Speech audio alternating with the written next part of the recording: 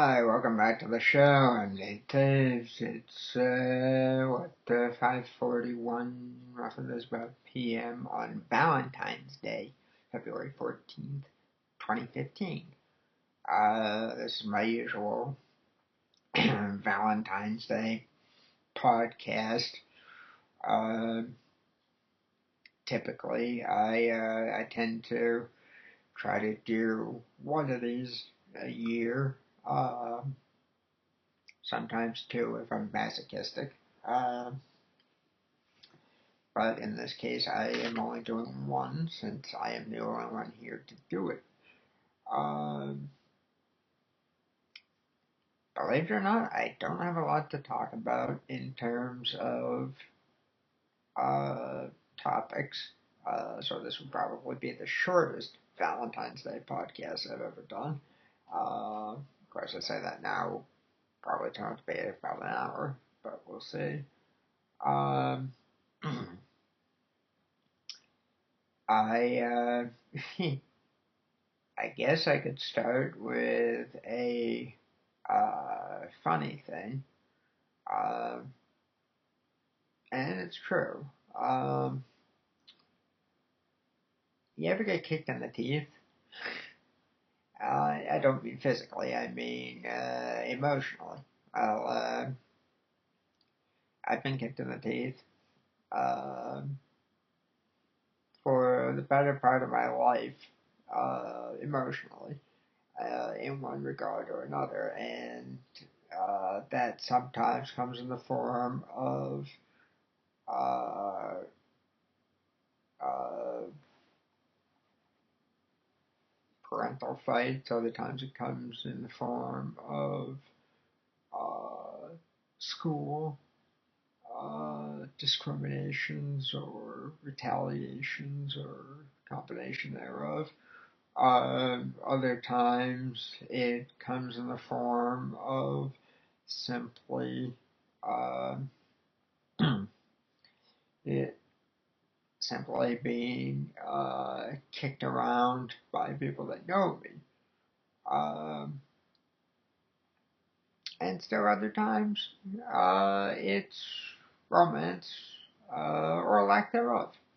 Now, on my initial Valentine's Day podcast, which was one of the first ones that I did, Fools for Love, it was called. Uh, I made a comment, and I don't wonder why I'm single, but I'll say it again. Uh, it's reasons like this, and I'll give you the line that I gave to Thomas on that podcast, which was, uh, you know how women say, do these jeans make my butt look big? Or they say, does this dress make my butt look big? Or this shirt? Or this pajama bottoms? Or this skirt? Or these uh, pants? Bathrobe? Whatever it is. They ask that question. And it's always particularly frustrating because the guy always has to say, no, no, it doesn't, or looks good to me, or some variation on that. And this is where my gripe with um, romance comes in: is it's a game. It's all a game, and I'm going to go on it better length than that, but for the purposes of this particular joke statement. Um, Women say that the guys usually have to come back with, uh, no, it does make your butt look big. Well, this is one of the reasons why I'm single, and I know this. I'm the guy that will say no up to a point, but if they keep saying it, and it's particularly around Valentine's Day or the holidays, when I know that I've seen them snacking on um, chocolates or in between the meal snacks like chips or cookies or um, whatever it may be. Uh, that's when it becomes stupid to me to keep saying no, that's not the case. And again, this is why I'm saying I'll say something to the effect of, no, it's not. The one will say, do these jeans make my butt look big? No, it's not the jeans that make your butt look big. It's the between the meal snacks.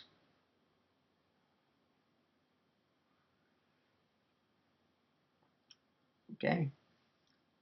Kind of funny when you hear it for the first time. Maybe. Maybe a little titter. Maybe a laugh at the shock and unexpectedness and how rude it is. But I wouldn't suggest saying that more than once if you can possibly avoid it. Um, but anyway, that's the kind of thing that happens. I'm full of those one-liners and put downs, whatever you want to call them. I used to get reprimanded for them in school.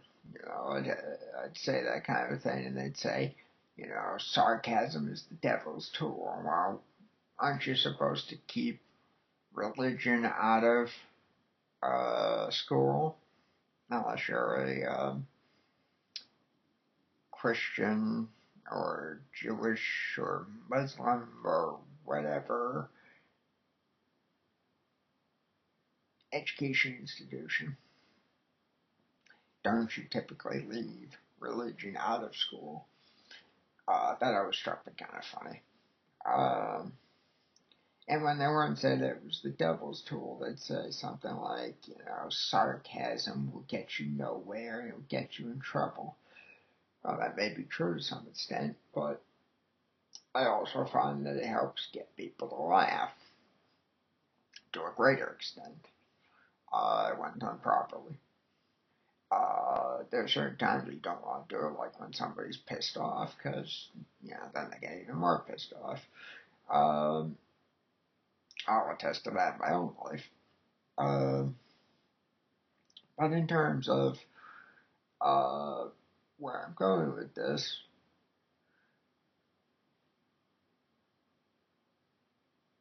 romance is a game. And I've watched people play it to varying degrees of success. I've seen it where they bomb out every time. Uh, I've seen it where they have some luck with some people, but not necessarily the people that they want to have luck with. That's the category I fall into. Occasionally I get someplace with somebody that I wouldn't mind, but uh, it's neither here nor there because it seldom happens. Um, and then there's the folks that continually knock it out of the park, and they get the girl every time. And sometimes there's little hiccups that will change who they're dating for whatever the reason. Thomas was one of those. Um, he knew how to flirt with girls. Girls flirted with him heavily. And it was always met with success. And then he always had a girlfriend, be it just Deloise, Jess Chang, which is an interesting story in and of itself. Um, and then there's a few that he was toying around with in college, and then he settled in on Sarah, who's now his wife, out of the group from college. He readily admits it, she readily admits it, that's what happened. So I'm not varying from a narrative that I've been told. I always question to what degree any narrative is true, but that's me being a skeptic slash realist.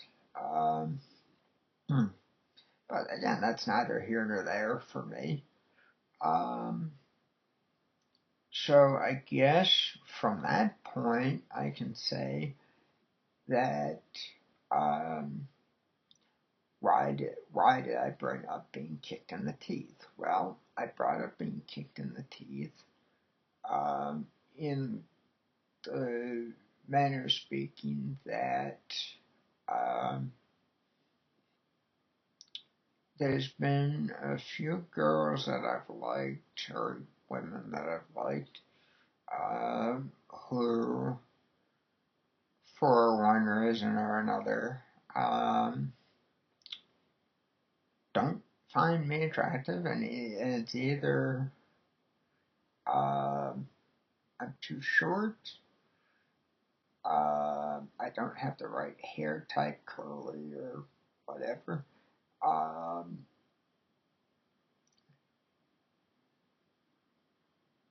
Sometimes I don't want to say what it is.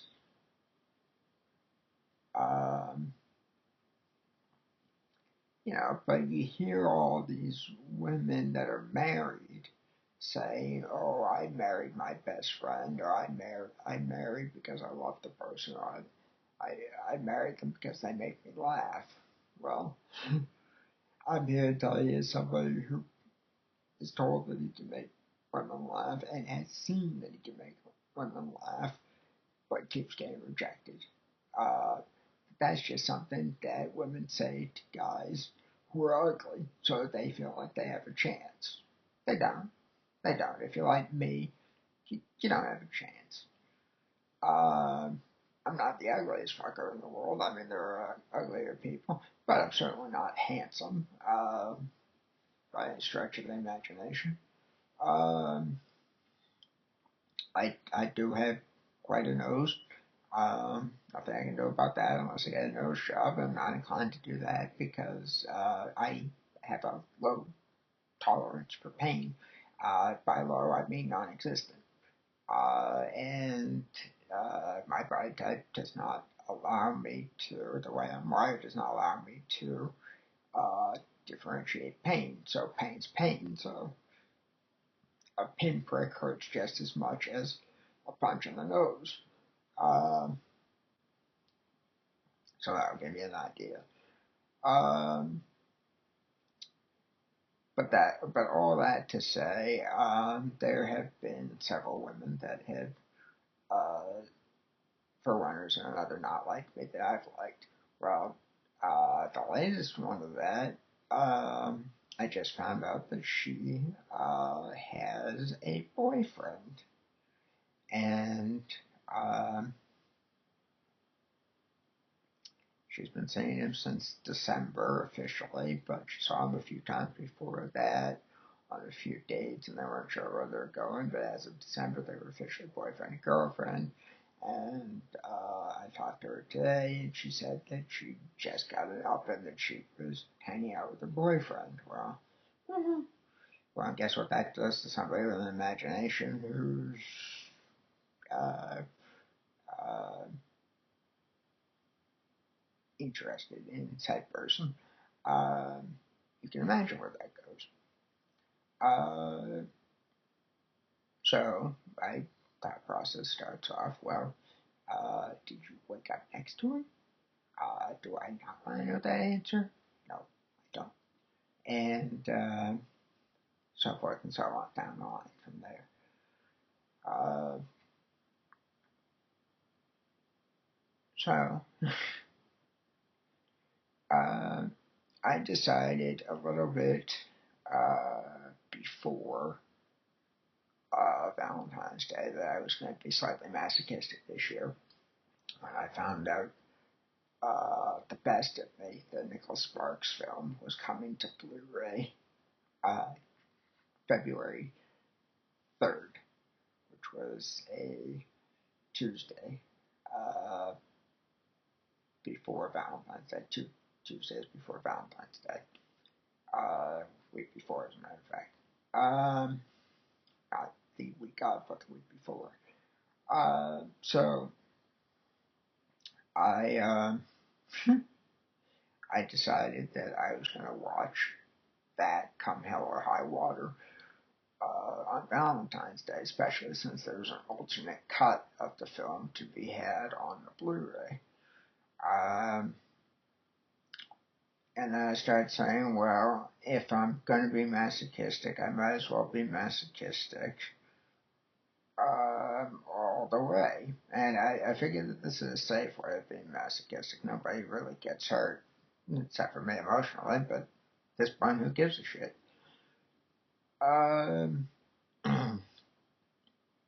So I decided that there were a few other films I might want to look at, like one's the one that won the Oscar for the song Falling Slowly, and was nominated for the song When Your Mind's Made Up. And I think it was also nominated for Best Picture and stuff like that, but it only won the song one that I know of. And it was done on a shoestring budget. Very good movie, by the way, in case anybody's curious to what my thoughts were. And I loved The Best of Me movie, for the record. More on that later in a different podcast. And I did a purchase on impulse of Runaway Bride, which I saw in theaters back in 1999. Gary Marshall with Hector Elizondo, Richard Gere, Julia Roberts, Joan Cusack, and a couple of other folks. And I happened to like that movie, so I bought it on impulse and watched it as well. So I decided to do a few romance films, basically. And yeah, so I lined up those. I still have other Nicholas Sparks films that I could do later tonight after I'm done cutting this podcast. So, I mean, I could go a lot of places with this, is where I'm going. But the long story short is I decided that I was going to do romance films for Valentine's Day. Now, why you ask, would I be doing films that would bring me emotional pain to watch? Well, there's two reasons. One, they're good films. That always trumps anything else as far as I'm concerned. And two, despite being as cynical as I am on most topics, and I think I have a right to be, especially on romance, given my track record, for some reason I still buy the true love thing, that there is somebody for everybody, etc. on down the line. Sometimes that's not the case, as we know, but I'm willing to buy into that and read the Nicholas Sparks stuff and watch the movies and the Gary Marshall romance stuff and what else do I go for that's romance? There's some Christina Ricci films, Penelope being one. There's a whole bunch of them. Casper to some extent, now and then, to some extent, yeah, etc., etc. Pumpkin might be a little bit more appropriate than the opposite of sex. Uh, there's a single man, if you want to get the same-sex stuff. There's Mamma Mia is another favorite. So, I mean, there's a lot of films that I'll go for that are in the rom-com, rom-drama genres. And, or romedies, as I sometimes call them, because even the romantic comedies have a dramatic aspect to them.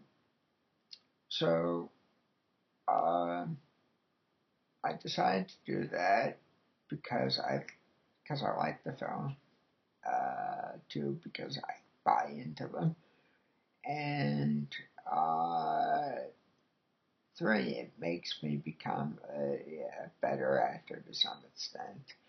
Um, I don't claim any great prowess in this uh,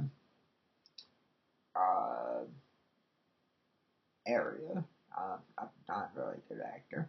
Um, I may be able to fudge my way through a few things in day-to-day life, um, but um, my problem is I typically give a shit, and I shouldn't. Um, Most of my friends leave it up to me to contact them. There are a few exceptions, of course, but for the most part, it's on me to contact my friends if I want to see them, if I want to talk to them, whatever. They don't contact me for the most part of their own free will. And I'm not bitching about it, just merely stating facts. If you are listening to this and you are a friend, um, feel free to drop me a line at some point and, make me change that line. Um, but that being the case, um,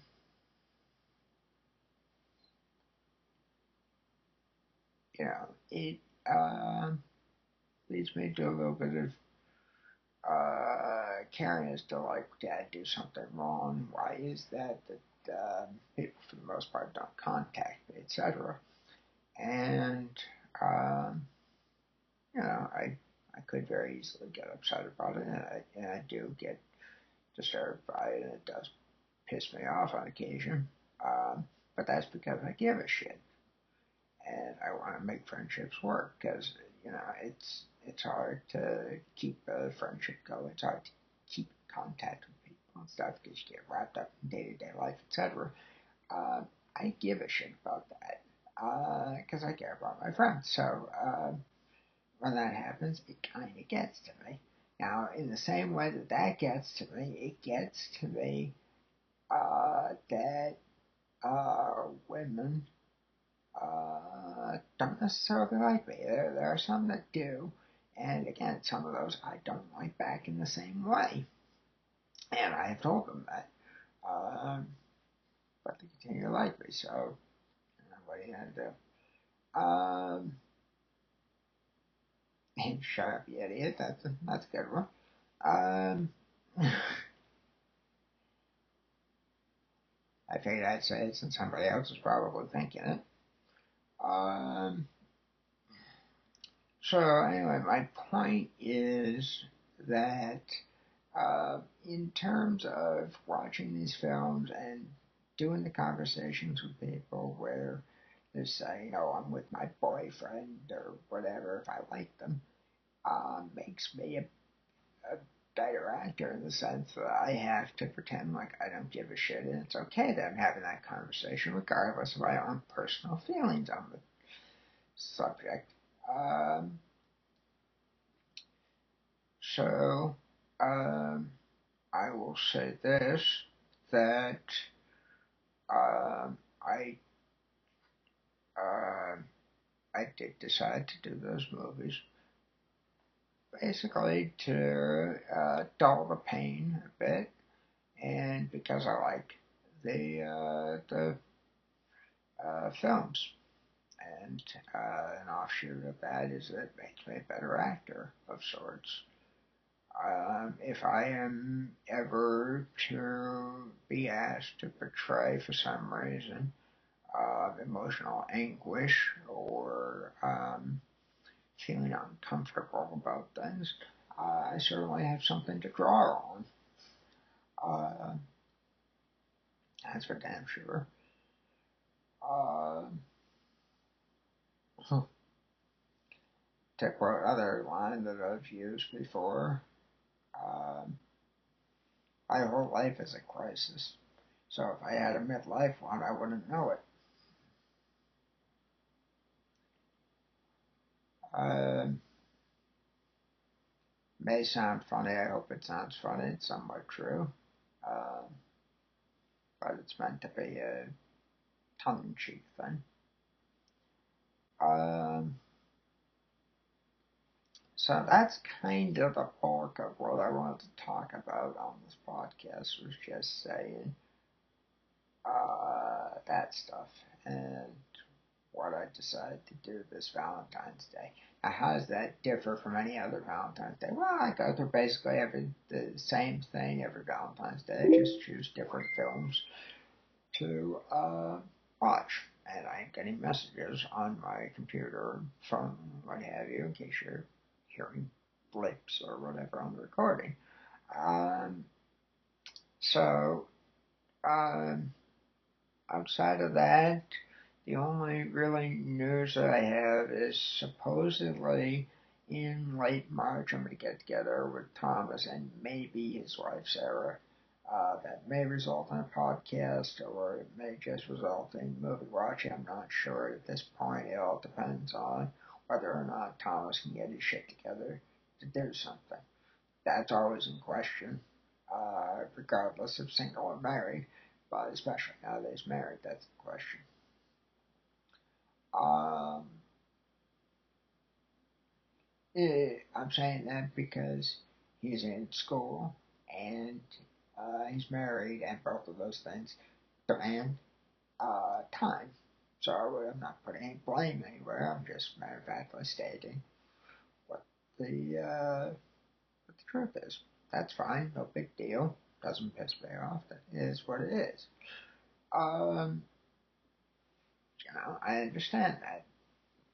Um, what what else is going on at the moment is a couple of things. We have a cat that um, we have a cat that is a barn cat, and it's living in the house now for a little while because of some health issues. Basically, it ran away.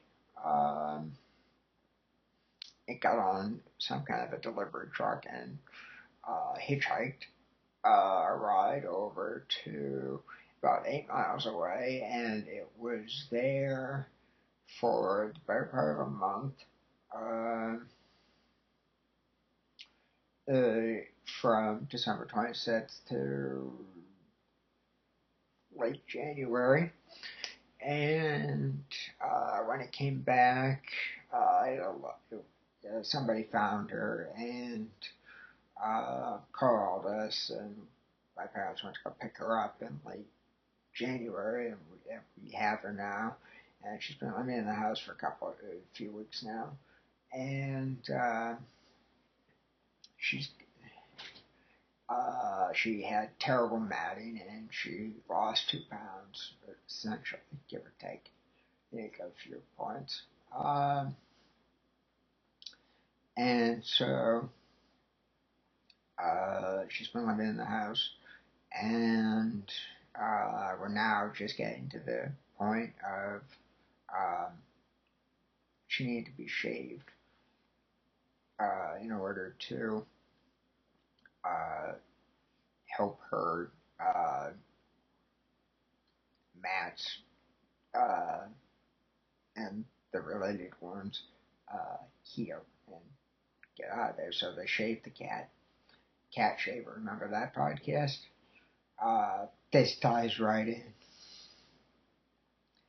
So we wound up with a shaved cat. She's got a mohawk on her back. The head on down the back, the spine has hair on it. The tail has hair on it. And then there's like a couple of bars going down her legs that have hair on it. But otherwise, she's completely bald. So it looks like a Travis Bickle from Taxi Driver haircut. It's kind of funny.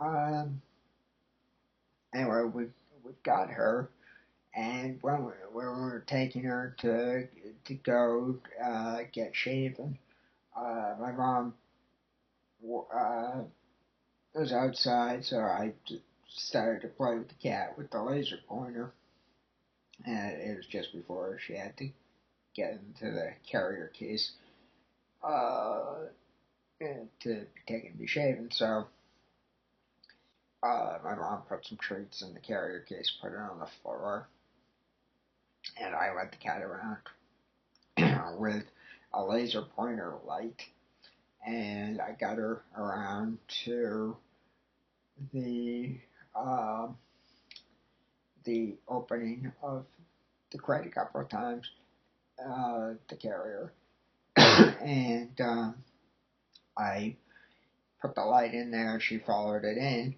and so my mom closed the door. So I kind of enjoyed that little moment. I thought it was a fun little moment. I put that on my status on Facebook the other day. That was kind of funny.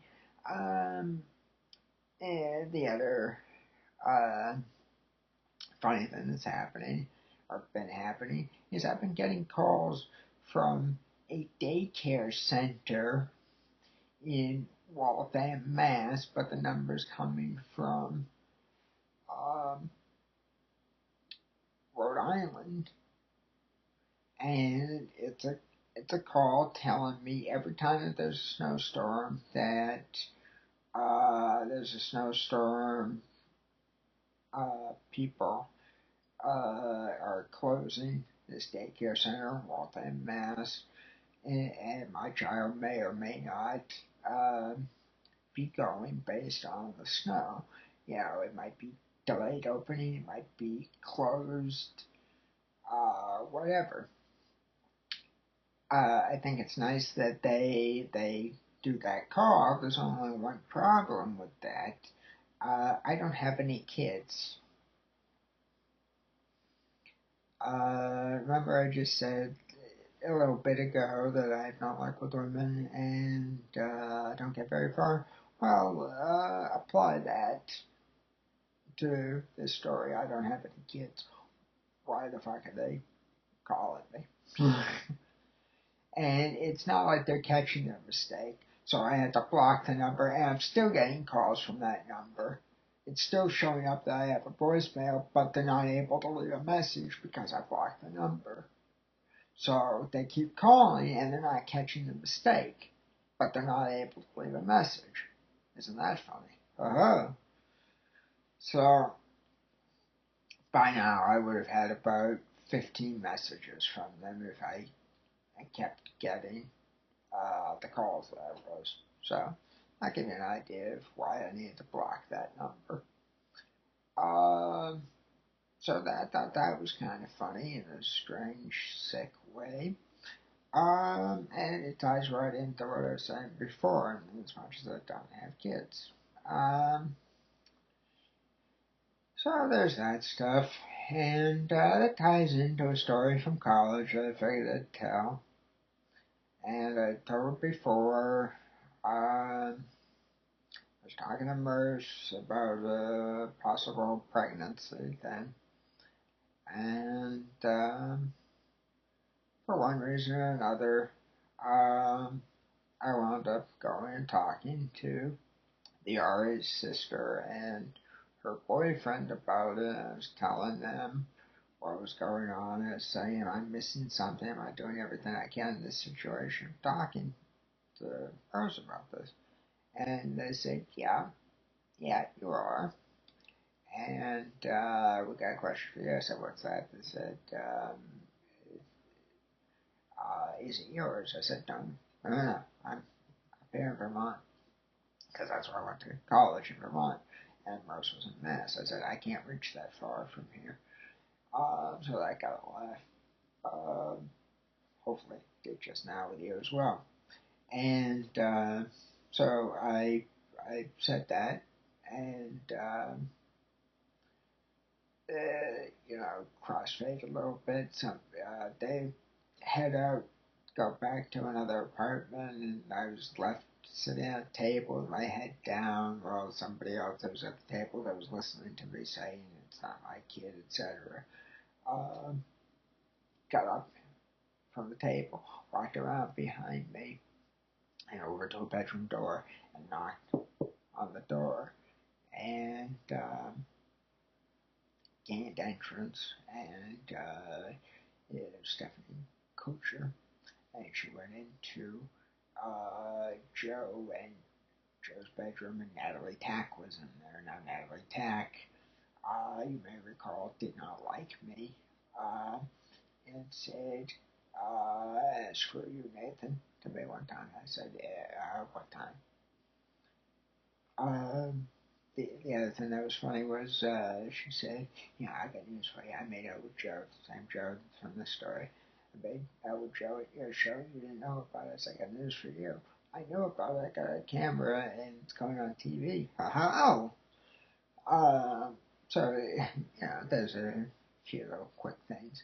Just tying it all together for you so you know who I'm talking about. So, same nail attack. So she's that's my knuckles. So she was in the bedroom with Joe and Stephanie, and they were talking, and Stephanie says, guys, I think Nathan's going to be a father, or might be a father. And so Natalie goes, what? And throws a paper thing, so I'm hearing everything at my seat across the room. And Joe yells, Nathan, get in here. So I got up and I walked over to the door. Just as I get to the door, my hand's on the door. Stephanie says to them, don't tell him I told you. So I'm grinning from ear to ear, and I have to wipe off that and then go in and pretend like I don't know what's going on. So as soon as I get in, I open the door. I go, yes.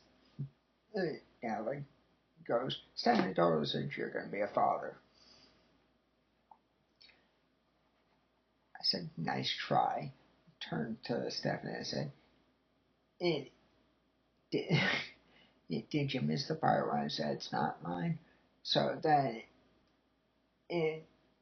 Natalie says, Stephanie, you lied. So both she and Joe start jumping on Stephanie for that, and I just spun the whole thing because I didn't understand. So anyway,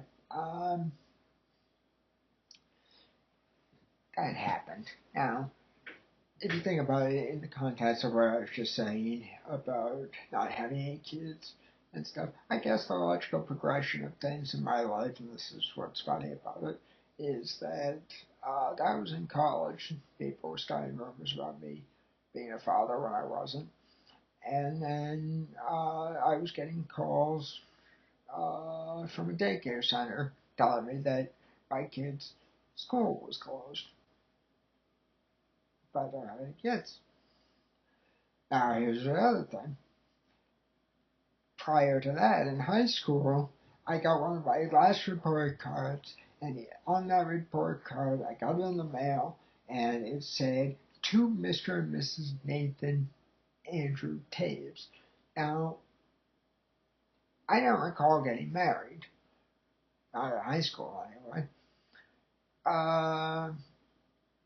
So I'm still not, but that's not here nor there.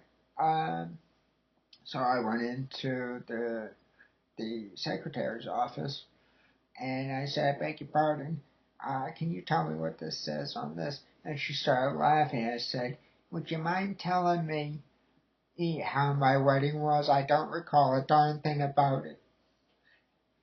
So that got a laugh. Hopefully the same laugh as you're getting now hearing it.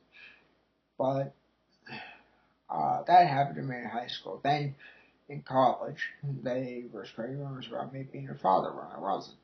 Now I'm getting calls from a daycare center telling me that my kid's school is closed when I don't have any kids.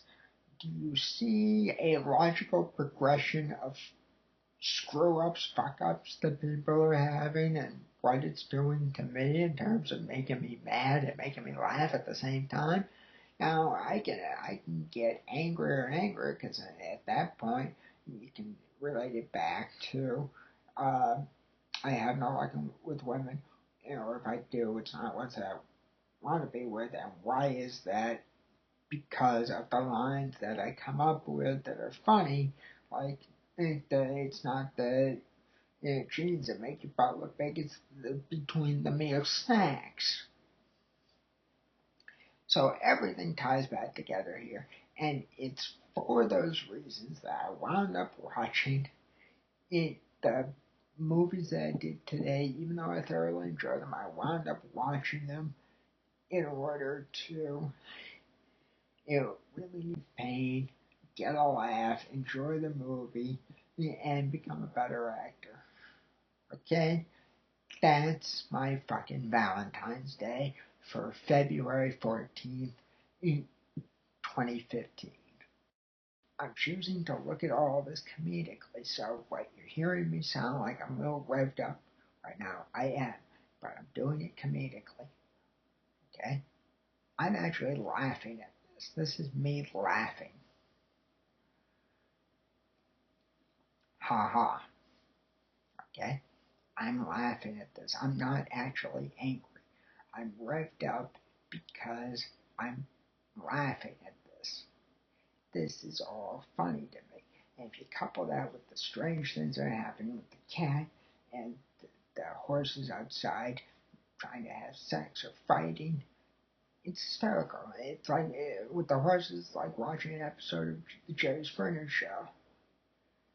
There's the two guys fighting over a girl. I'm just glad that the guys are snipped so we don't have to take them on Maury.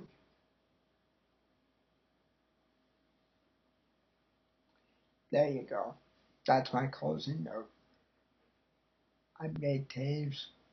This is the Valentine's Day Podcast 2015. Thanks for listening, and tune in to the next one.